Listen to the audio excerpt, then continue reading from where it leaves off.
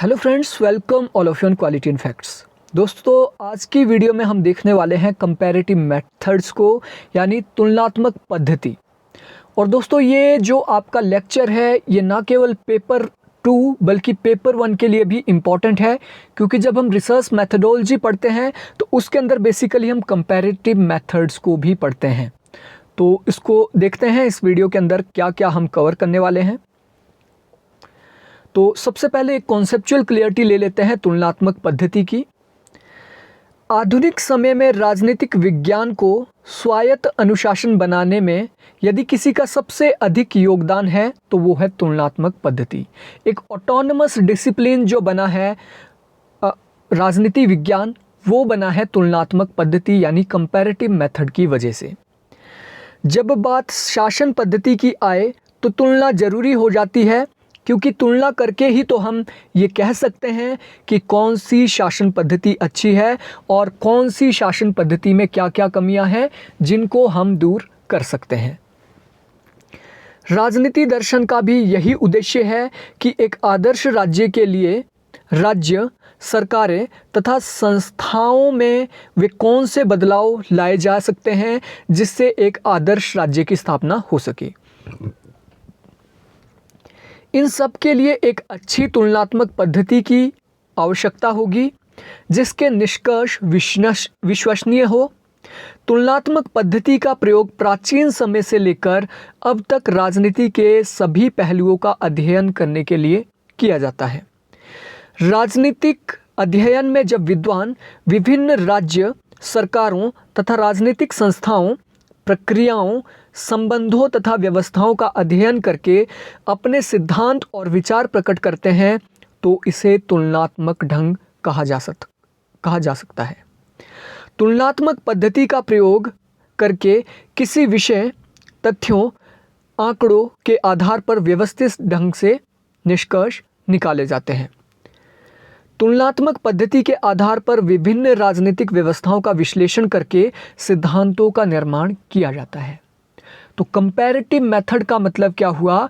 Comparative method का मतलब हुआ राज्य की विभिन्न संस्थाओं, राज्य की विभिन्न व्यवस्थाओं का अध्ययन इस तरीके से करना कि हम तुलना कर सके एक देश की व्यवस्था के दूसरे देश के साथ, और उसमें क्या अच्छा है क्या बुरा है उसको हम कंपैरेटिव तरीके से समझ सके और एक बेस्ट फॉर्म ऑफ गवर्नमेंट या बेस्ट फॉर्म ऑफ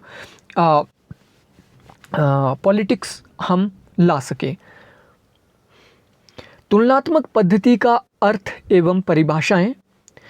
तुलनात्मक पद्धति के दो अर्थ हैं, एक को सामान्य अर्थ नॉर्मल मीनिंग और दूसरे को विशिष्ट अर्थ या स्पेसिफिक मीनिंग कहा जाता है, जिसको हम विस्तार से वर्णन करेंगे।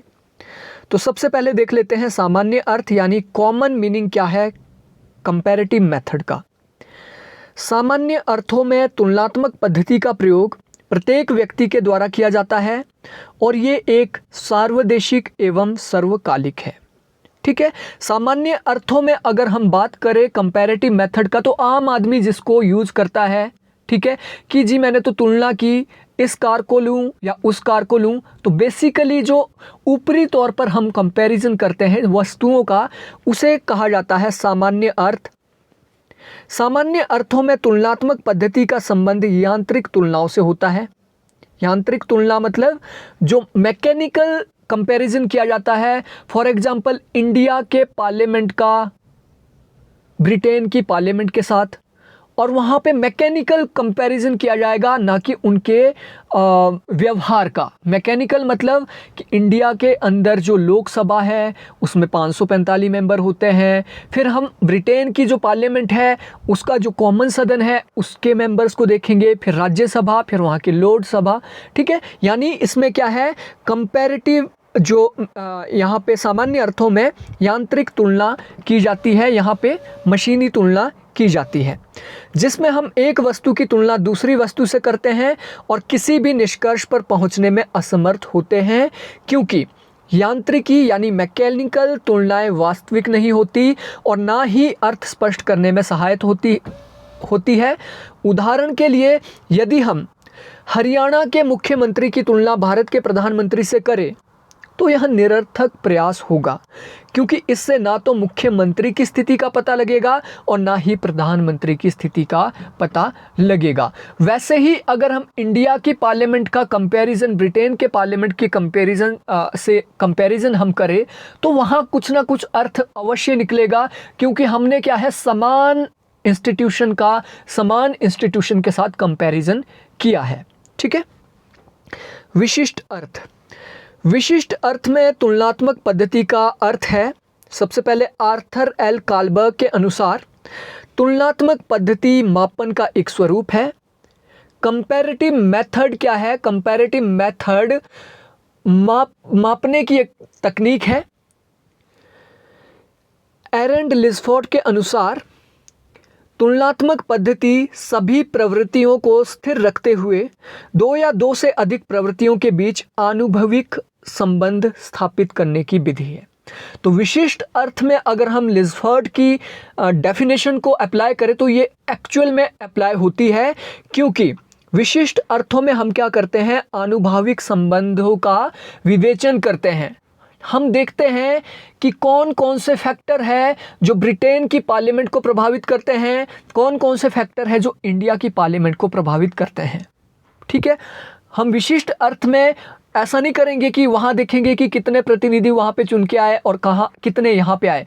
हम देखेंगे कि ब्रिटिश की पार्लियामेंट और इंडिया की जो पार्लियामेंट है उसमें जो सदस्य चुनकर आते हैं वो किस व्यवहार के द्वारा चुन के आए, किन लोगों के द्वारा चुन के आए, उसके पीछे क्या वोटिंग बिहेवियर रहा है। गार्नर के अनुसार तुलनात्मक पद्धति भूतकालीन तथा आधुनिक राज्यों का अध्ययन करके निश्चित तथ्यों का संग्रह करती है, जिसका चयन करके तुलना करके आवश्यक सामग्री को लेकर तथा आवश्यक सामग्री को छोड़कर अन्वेषक राजनीति सिद्धांत की आदर्श व प्रगतिशील शक्तियों को ढूंढ निकालती है। तो गार्नर ने इस डेफिनेशन को और वाइड किया और उन्होंने कहा तुलनात्मक पद्धति में हम क्या करते हैं, हम हिस्टोरिकल रूप से भी देखते हैं कि इतिहास के अंदर क्या व्यवस्था थी और प्राचीन काल में क्या व्यवस्था थी और आधुनिक राज्यों में क्या व्यवस्थाएं हैं, उनका हम कंपैरेटिवली एनालिसिस करके निष्कर्ष निकाल सकते हैं तुलनात्मक पद्धति के द्वारा। इन परिभाषाओं के आधार पर हम निष्कर्ष निकाल सकते हैं कि तुलनात्मक पद्धति निश्चित रूप से तुलनात्मक राजनीति के अध्ययन की पद्धति है। कंपैरेटिव पॉलिटिक्स की एक इम्पॉर्टेंट मेथड के तौर पे हम जानते हैं कंपैरेटिव मेथड को। तुलनात्मक पद्धति वैज्ञानिक पद्धतियों में से एक है, परंतु इसको वैज्ञानिक पद्धति के समान मानना गलत है। इंपॉर्टेंट चीज, हालांकि कंपैरेटिव मेथड को हम साइंटिफिक मेथड कहते हैं, लेकिन इसको साइंटिफिक मेथड नहीं मान सकते, क्योंकि हम ये जो हमारा तुलनात्मक पद्धति राजनीति में है, इसको हम क्या है लोगों के ऊपर यूज करते हैं, लोगों के बिहेवियर के ऊपर यूज करते हैं।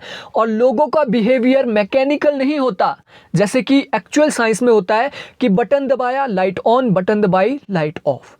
इंसान का बिहेवियर क्योंकि चेंज होता रहता है।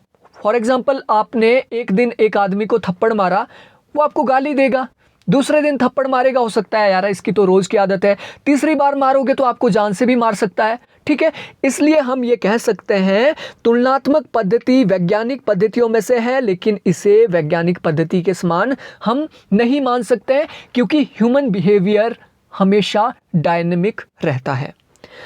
तुलनात्मक पद्धति प्राविधिक प्रक्रिया अथवा तुलना का एक दृष्टिकोण ना होकर तुलनात्मक राजनीति अध्ययन की पद्धति है। यानी ये एक प्रकार की अप्रोच नहीं है, ये एक मेथड है। ये एक मेथड है जिसको हम क्या है राजनीति शास्त्र में कंपैरेटिव पॉलिटिक्स में यूज करते हैं। तुलनात्मक पद्धति के द्वारा वेरिएबल्स के पारस्परिक संबंधों की परख की खोज की जाती है। इसके द्वारा अब वेरिएबल्स क्या होते हैं, वेरिएबल परिवर्ती इसको कहा जाता है। वेरिएबल का मतलब होता है, फॉर एग्जांपल हम वोटिंग बिहेवियर के ऊपर स्टडी कर रहे हैं, वोटिंग बिहेवियर के ऊपर, तो वोटिंग बिहेवियर को क्या क्या फैक्टर प्रभावित करते हैं, उसमें हो सकता है रिलीजन हो, इकोनॉमिक इशू हो, डेवलपमेंट इशू हो, ठीक है, या फिर कल्चरल इशू हो। तो ये जो अलग अलग, ये जो आपका रीजनल इशू है, या रिलीजन से रिलेटेड इशू है, इकोनॉमिक इशू है, या डेवलपमेंट से रिलेटेड इशू है, या कल्चरल इशू है, इनको कहा जाएगा वेरिएबल। और इन वेरिएबल्स के बीच क्या है, हम संबंधों को देखने की कोशिश करते हैं कि ये वेरिएबल किस प्रकार से वोटिंग बिहेवियर को प्रभावित करते हैं। तुलनात्मक पद्धति कोई यांत्रिक तुलना नहीं है, ये कोई मैकेनिकल कंपैरिजन नहीं है, ठीक है। मैकेनिकल कंपैरिजन प्योर साइंस के अंदर होता है, क्योंकि ये ह्यूमंस के ऊपर यूज होती है, तो ह्यूमन कोई मशीन तो है नहीं, ठीक है। तुलनात्मक पद्धति की ऐतिहासिक पृष्ठभूमि, हिस्टोरिकल पर्सपेक्टिव। तुलनात्मक पद्धति का इतिहास उतना ही पुराना है जितना कि तुलनात्मक राजनीति या राजनीतिक चिंतन का इतिहास। राजनीति विज्ञान के पिता अरस्तु ने तुलनात्मक पद्धति का सर्वप्रथम प्रयोग किया था। अरस्तु ने तत्कालीन 158 संविधानों का तुलनात्मक अध्ययन करके विधिक राजनीतिक व्यवस्थाओं की अच्छाइयों, बुराइयों, कमजोरियों एवं विशेषताओं का पता लगाने की कोशिश की थी। तो यहाँ पे इंपॉर्टेंट चीज़ क्या है, 158 संविधानों का उन्होंने अध्ययन किया था और उन्होंने मेथड क्या यूज किया था, उन्होंने क्या है, लीगल मेथड यूज किया था, लीगल फॉर्मल मेथड, उनकी अच्छाई बुराइयों को चेक करने के लिए। अब लीगल फॉर्मल मेथड का मतलब होता है जब आप संविधानों का अध्ययन करते हैं, कानूनों का ही अध्ययन करते हैं, तो उसे लीगल फॉर्मल कहा जाता है। अरस्तु के पश्चात Cicero, Polybius, Machiavelli, Montesquieu, de Tocqueville, Bagehot, Sir Henry Maine, Lord Bryce इत्यादि विद्वानों ने तुलनात्मक पद्धति का प्रयोग करके राजनीतिक व्यवस्थाओं की विशेषताओं, भिन्नताओं एवं समानताओं का विश्लेषण किया। तो ये इंपॉर्टेंट थिंकर है आपके, Cicero, Polybius, Machiavelli, Montesquieu, de Tocqueville, Bagehot, Sir Henry Maine, Lord Bryce. द्वितीय विश्व युद्ध के बाद तुलनात्मक राजनीति का महत्व बढ़ने के कारण तुलनात्मक पद्धति को राजनीतिक अध्ययन का आधारभूत स्तंभ माने जाने लगा और बिहेवियरल अप्रोच है वो कंपैरेटिव पॉलिटिक्स में अडॉप्ट की गई, जिसके तहत आप देखते हैं सिस्टम अप्रोच आती है, स्ट्रक्चरल फंक्शनल अप्रोच आती है, उसके बाद अनेक अप्रोचेस आती है सेकेंड वर्ल्ड वॉर के बाद। तुलनात्मक पद्धति की आखिर नीड क्या है, इसकी आवश्यकता क्या है।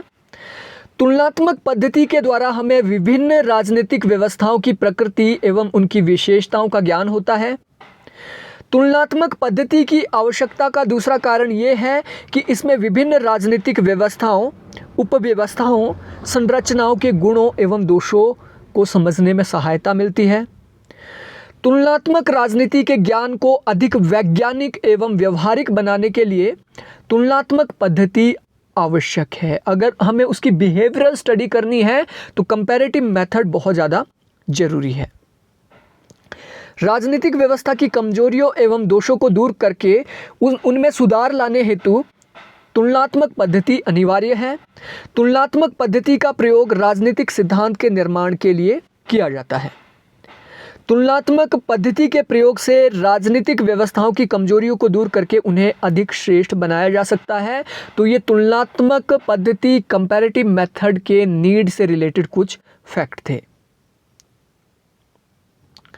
तो अब यहाँ पे हम देखेंगे परंपरागत तुलनात्मक पद्धति और मॉडर्न जो तुलनात्मक पद्धति है उसमें क्या डिफरेंस है। तो सबसे पहले देखेंगे हम ट्रेडिशनल कंपैरेटिव मेथड। द्वितीय विश्व युद्ध से पहले अथवा व्यवहारवादी क्रांति से पहले तुलनात्मक राजनीति में जिन पद्धतियों का प्रयोग किया जाता था वो परंपरागत तुलनात्मक पद्धति कहलाती है, जिसका विस्तार से वर्णन इस प्रकार से है।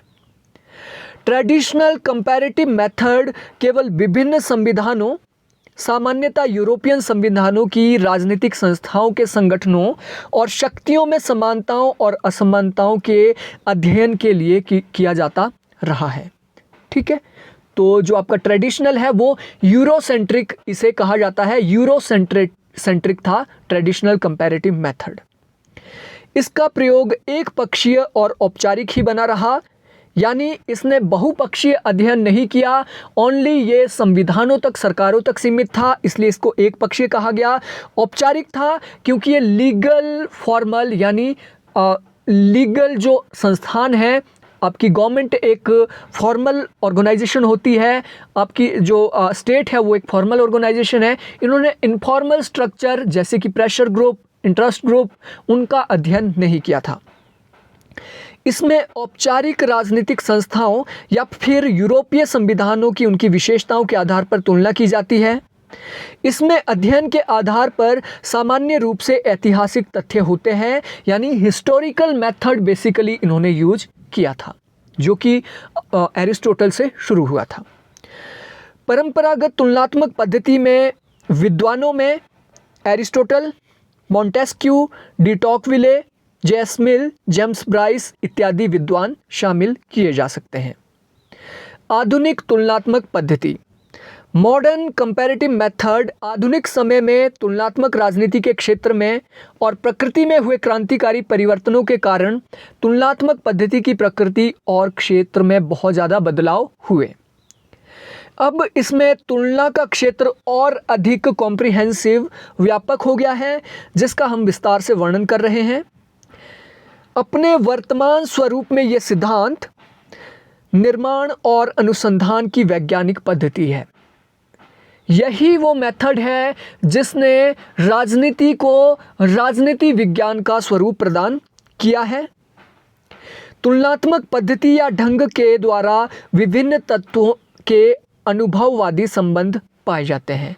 एम्पिरिकल रिसर्च की जाती है, अनुभववादी रिसर्च की जाती है, कॉज एंड इफेक्ट का पता लगाया जाता है आधुनिक तुलनात्मक पद्धति के द्वारा। इसका स्वरूप चरित्र व्यापक है, ना कि संकीर्ण जैसा कि ट्रेडिशनल का था। इसका उद्देश्य सभी राजनीतिक व्यवस्थाओं की व्यवस्थित विश्लेषण और तुलना करना है। आधुनिक तुलनात्मक ढंग से सभी राजनीतिक व्यवस्थाओं की संरचनाओं, कार्य, उपव्यवस्थाओं और प्रक्रियाओं का तुलनात्मक विश्लेषण किया जाता है। तुलनात्मक पद्धति के द्वारा विभिन्न समाज के लोगों के राजनीतिक व्यवहार को प्रभावित करने वाली सभी राजनीतिक और गैर राजनीतिक तत्वों का अध्ययन और विश्लेषण किया जाता है।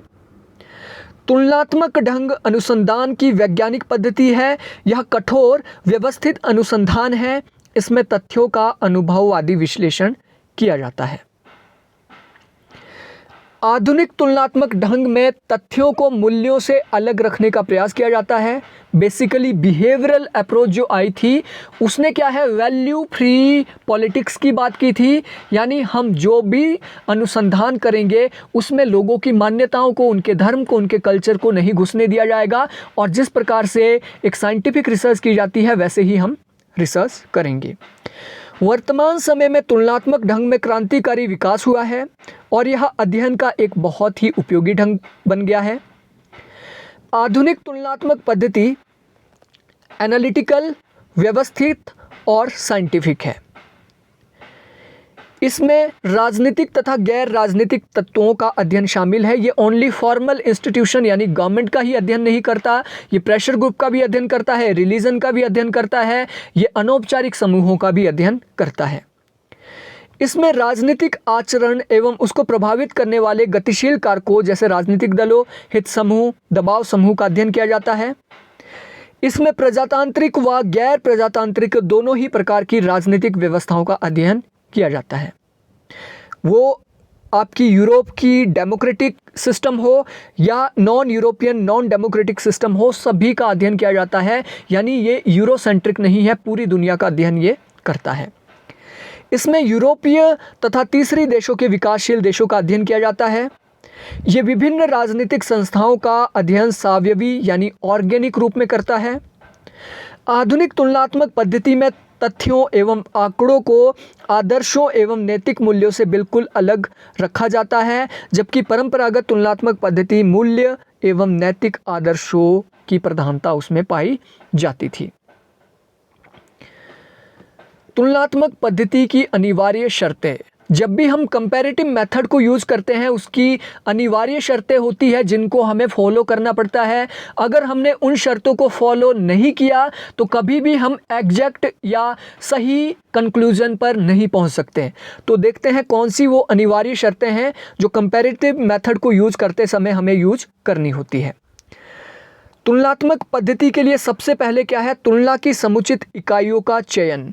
जो हम कंपैरिजन कर रहे हैं उसकी जो इकाइयां हैं, उसकी जो यूनिट है, उस यूनिट को हमें बहुत ही सोच समझकर चुनना चाहिए। जिन इकाइयों की तुलना करनी होती है वे तुलना के योग्य होनी चाहिए। ऐसा नहीं है कि हम यहाँ हिमाचल के सीएम की तुलना देश के पीएम से कर रहे हैं, तो ये कभी भी तुलना योग्य नहीं है। ठीक है, उनका एक जैसा प्रत्ययी ढांचा होना चाहिए।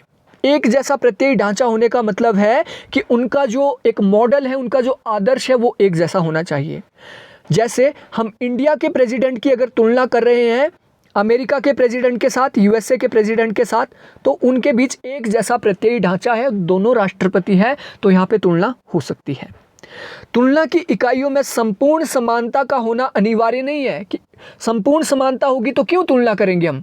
ठीक है, संपूर्ण समानता जरूरी नहीं है, इसमें हेट्रोजिनिटी तथा विचित्रता हो सकती है, परंतु प्रत्यय की दृष्टि से इसमें समानता होनी चाहिए, यानी मॉडल की दृष्टि से इसमें समानता होनी चाहिए कि हम प्रेसिडेंट की तुलना प्रेसिडेंट से ही करें। ठीक है, उदाहरण के लिए यदि भारत के सर्वोच्च न्यायालय की तुलना अमेरिकी राष्ट्रपति से की जाए तो ऐसा ना तो लाभकारी होगा ना ही उपयोगी, अतः इकाइयां अतुलनीय नहीं होनी चाहिए।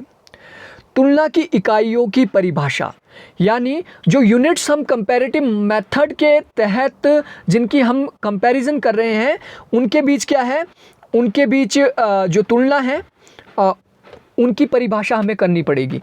जितने भी आपके यूनिट हैं उसकी तुलना हमें करनी पड़ेगी। तो इसको देख लेते हैं। तुलनात्मक पद्धति का प्रयोग करते समय तुलना के लिए चयन की गई इकाइयों की परिभाषा करना अनिवार्य है, अर्थात ऐसी इकाइयों का चयन किया जाना चाहिए जिसकी परिभाषा करना सरल हो। तुलना की इकाइयों की परिभाषा सार्वभौमिक, सार्वदेशिक, सर्वकालिक होनी चाहिए। परिभाषा के अभाव में सुनिश्चित निष्कर्ष निकालना असंभव है। अब मैंने अपनी एक रिसर्च की है, मेरी जो रिसर्च है वो है आईसीटी का क्या प्रभाव पड़ा रूरल एरिया में एंड अर्बन एरिया में। तो यहाँ पे रूरल एंड अर्बन ये दो प्रकार की मैंने क्या है यूनिट्स यहाँ पे ली है, रूरल और अर्बन।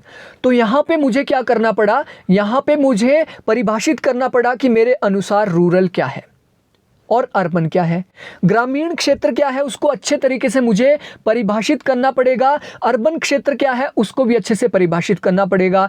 क्योंकि जो अर्बन क्षेत्र मैंने लिया है, अब अर्बन क्षेत्र का लोगों के दिमाग में होता है कि अर्बन शहरी इलाका है, शहरी इलाका में मेट्रोपॉलिटन इलाका भी तो आता है, शहरी इलाका में वो भी आता है जहाँ पे एमसी होती है, शहरी इलाके में वो भी होता है जहाँ पे म्युनिसिपैलिटी नहीं होती है। तो इसको क्या है, मुझे अर्बन एरिया को अच्छे से डिफाइन करना पड़ा ताकि ये सुनिश्चित अर्थ इसका निकाल पाए कि ये कहना क्या चाह रहा है अर्बन इलाके से।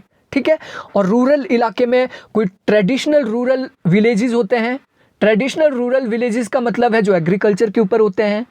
उसके बाद रूरल इलाके में वो भी होते हैं जो हर्डिंग यानी पशुपालन के ऊपर आधारित होते हैं।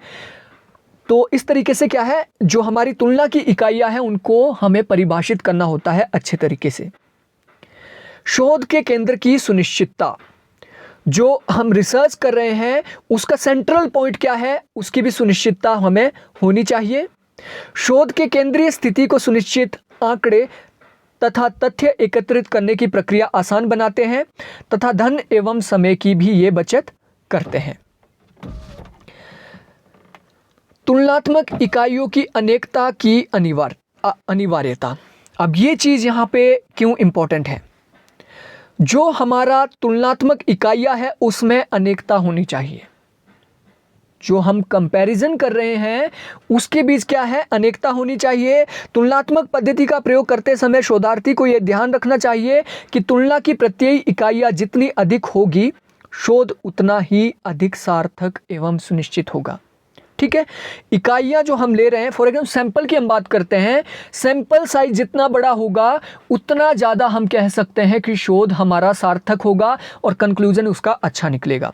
फॉर एग्जाम्पल हम वोटिंग बिहेवियर के ऊपर स्टडी कर रहे हैं कि आने वाले जो इलेक्शन है हिमाचल के 2022 के जो इलेक्शन है उसमें कौन सी सरकार जीतने वाली है।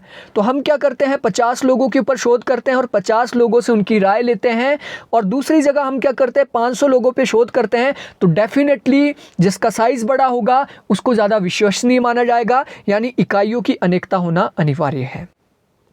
तुलना की इकाइयों का वर्गीकरण, यानी हमें क्या है, क्लासिफिकेशन भी करनी पड़ेगी। वर्गीकरण के द्वारा विषय क्षेत्र में सुनिश्चित तथा स्पष्टता आ जाती है और उसे सीमा में बांधा जा सकता है।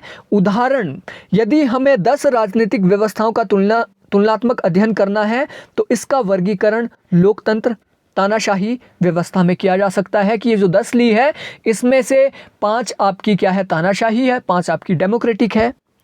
लोकतंत्री व्यवस्थाओं का आगे वर्गीकरण संसदीय में किया जा सकता है। ये जो आपकी यहाँ पे क्या है, डेमोक्रेटिक है, ठीक है। जो आपकी डेमोक्रेटिक व्यवस्था है इसमें संसदीय व्यवस्था भी हो सकती है जो कि आपके ब्रिटेन और इंडिया में है, अध्यक्षात्मक जो कि अमेरिका में है तो डेमोक्रेसी, ठीक है। उसी तरीके से मिश्रित भी ये हो सकती है, यानी वर्गीकरण के द्वारा क्या है, हम शोध को आसान बनाते हैं। तुलनात्मक पद्धति का विषय क्षेत्र यानी स्कोप क्या क्या है, किन किन क्षेत्रों तक, कहाँ तक कंपैरेटिव मेथड को हम यूज कर सकते हैं। तुलनात्मक पद्धति के विषय क्षेत्र को सीमा में बांधना अत्यंत कठिन है। इसका विषय क्षेत्र शोधार्थी के उद्देश्य, साधनों एवं सामग्री की उपलब्धता पर निर्भर करता है। यदि शोधार्थी के पास धन का अभाव ना हो तो अध्ययन का विषय क्षेत्र व्यापक हो सकता है। यदि समय, धन, विषय सामग्री का अभाव है तो विषय क्षेत्र डेफिनेटली लो होगा, ठीक है, कम होगा। अगर 1 साल के अंदर आपको शोध करना है तो आप जो रिसर्च मेथड यूज़ करोगे वो सिंपल रिसर्च मेथड यूज़ करोगे कि आप कम से कम टाइम के अंदर अच्छा कंक्लूजन निकाल पाए।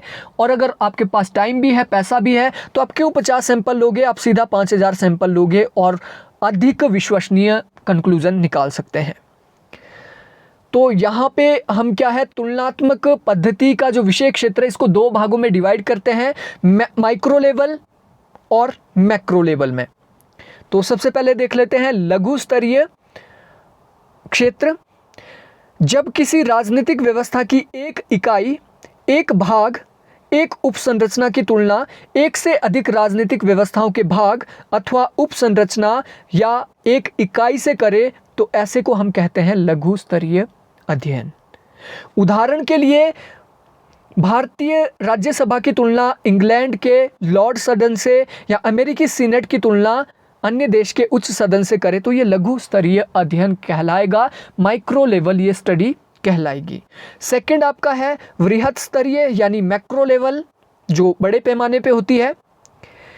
एक देश की संपूर्ण राजनीतिक व्यवस्था की तुलना किसी एक अथवा एक से अधिक देशों की संपूर्ण राजनीतिक व्यवस्थाओं से की जाए तो उसे हम वृहत स्तरीय या समष्टि स्तरीय तुलना कहते हैं।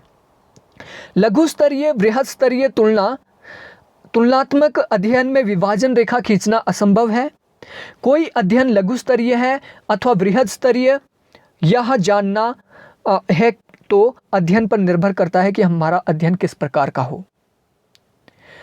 अब लिमिटेशन भी कुछ होती है। अब ये जो चीज़ें हैं ये जब आप रिसर्च करोगे तो वहाँ पे इंपॉर्टेंट है आपके लिए, आपको क्या है, रिसर्च मेथडोलॉजी को डिफाइन करना पड़ता है, उसको आपको लिमिट ऑफ रिसर्च, ये भी एक पॉइंट आपको उसमें जोड़ना पड़ता है अपनी रिसर्च के अंदर, ठीक है। तो तुलनात्मक पद्धति की क्या सीमाएं हैं, सबसे पहली शोधार्थी के साधन। शोधार्थी के साधनों में व्यक्ति, धर्म, विशेष सामग्री आते हैं।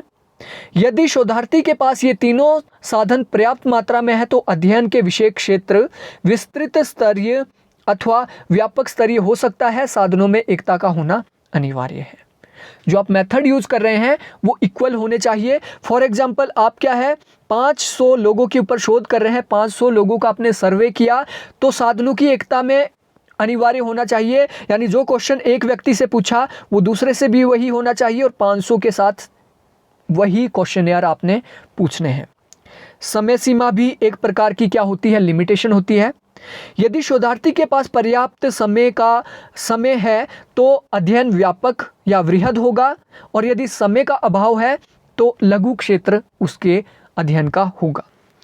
तीसरा, अध्ययन की प्रकृति। तुलनात्मक अध्ययन की प्रकृति भी इसकी सीमा को निर्धारित करती है। यदि अध्ययन की प्रकृति सामान्य है तो अध्ययन सामान्य होगा, और यदि अध्ययन की प्रकृति विशिष्ट है तो अध्ययन लघु स्तरीय होगा। बहुत सिंपल है। अगर आप स्पेसिफिक रिसर्च कर रहे हैं, स्पेसिफिक, जैसे आप क्या है, एक पंचायत के ऊपर स्टडी कर रहे हैं, एक पंचायत के अंदर स्टडी कर रहे हैं, तो ये अध्ययन क्या कहलाएगा, लघु स्तरीय अध्ययन या विशिष्ट अध्ययन कहलाएगा, क्योंकि बहुत ही डीपली आप इसमें स्टडी करोगे एक पंचायत के अंदर। और अगर आप बड़े पैमाने पे इंडिया के ऊपर स्टडी कर रहे हैं तो ये पॉसिबल नहीं है कि आप डीपली स्टडी कर पाओ। एक एक पंचायत में आप इंडिया में नहीं जा सकते हैं, ठीक है। तो ये कुछ लिमिटेशन होती है तुलनात्मक पद्धति की। सावधानियां, हमें कौन कौन सी सावधानियां बरतनी चाहिए जब हम रिसर्च करते हैं तुलनात्मक मेथड के जरिए। तुलनात्मक पद्धति का प्रयोग करते समय हमें निम्नलिखित सावधानियां बरतनी चाहिए। नंबर 1, मनुष्य की परिवर्तनकारी प्रवृत्ति। प्रत्येक व्यक्ति एक जैसी परिस्थितियों में अलग अलग अर्थात विभिन्न प्रकार का व्यवहार करता है, क्योंकि डायनेमिक है ह्यूमन नेचर, इसलिए समान परिस्थितियों में भी समान घटनाएं होना अनिवार्य नहीं है। साधन एवं साध्य में एकता। शोधार्थी को तुलनात्मक पद्धति का प्रयोग करते समय साधन एवं तथा साध्य में एकता स्थापित करनी चाहिए ताकि निष्कर्ष सार्थक हो। यदि साधन और साध्य में एकता का अभाव होगा तो निष्कर्ष सार्थक नहीं होंगे और वह निष्कर्ष सिद्धांत निर्माण में सहायक सिद्ध नहीं होंगे। नेक्स्ट, परिवर्तनशील परिस्थितियां। हमें ये सावधान रहना चाहिए कि राजनीतिक व्यवस्थाओं के पर्यावरण में परिवर्तन होना स्वाभाविक है। तुलनात्मक पद्धति का प्रयोग करते समय एक शोधार्थी को गतिशीलता को ध्यान में रखना चाहिए, अन्यथा परिणाम सार्थक नहीं होंगे और निष्कर्ष निरर्थक होंगे। बाहरी समानताओं से सावधानी। तुलनात्मक पद्धति का प्रयोग करते समय एक शोधार्थी को बाहरी समानताओं से सावधान रहना चाहिए, क्योंकि बाहरी समानताएं सदैव भ्रमित करती है। बाहरी समानताएं मतलब आपका जो इंग्लैंड है, बाहर से देखें तो वहाँ पे भी आपको डेमोक्रेसी दिखती है, इंडिया को आप देखें तो यहाँ पे भी डेमोक्रेसी है, यूएसए में देखते हैं तो यहाँ पे भी डेमोक्रेसी है, लेकिन बाहर से जब हम उसको देखते हैं तो डेमोक्रेसी है, लेकिन हमें उसमें भ्रम में नहीं पड़ना है कि वहाँ पे एक्चुअल डेमोक्रेसी है।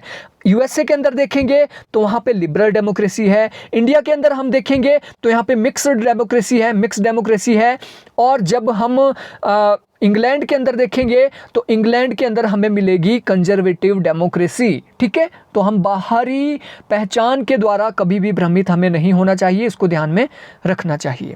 निष्कर्ष, तुलनात्मक पद्धति तुलनात्मक राजनीति के अध्ययन का एक तरीका है। इसका उपयोग अरस्तु से लेकर द्वितीय विश्व युद्ध तक विभिन्न विद्वानों ने किया और उसके बाद इसमें बिहेवियरल अप्रोच अपनाई गई। भारतीय संविधान के निर्माताओं ने भी तत्कालीन 60 संविधानों का तुलनात्मक अध्ययन करके उसकी विशेषताओं का जो भारतीय परिस्थितियों के अनुकूल थी का संविधान में समावेश किया। तुलनात्मक पद्धति निश्चित रूप से तुलनात्मक राजनीति के अध्ययन की एक पद्धति है। यह पद्धति वैज्ञानिक पद्धतियों में से एक है, परंतु इसको वैज्ञानिक पद्धति के समान मानना गलत है, क्योंकि यह मानव समाज पर लागू की जा सकती है, किसी मशीन के ऊपर नहीं। तो दोस्तों, ये था हमारा कंपैरेटिव मेथड का एक लेक्चर। आई होप आपको अच्छा लगा होगा। Thank you, thanks for watching.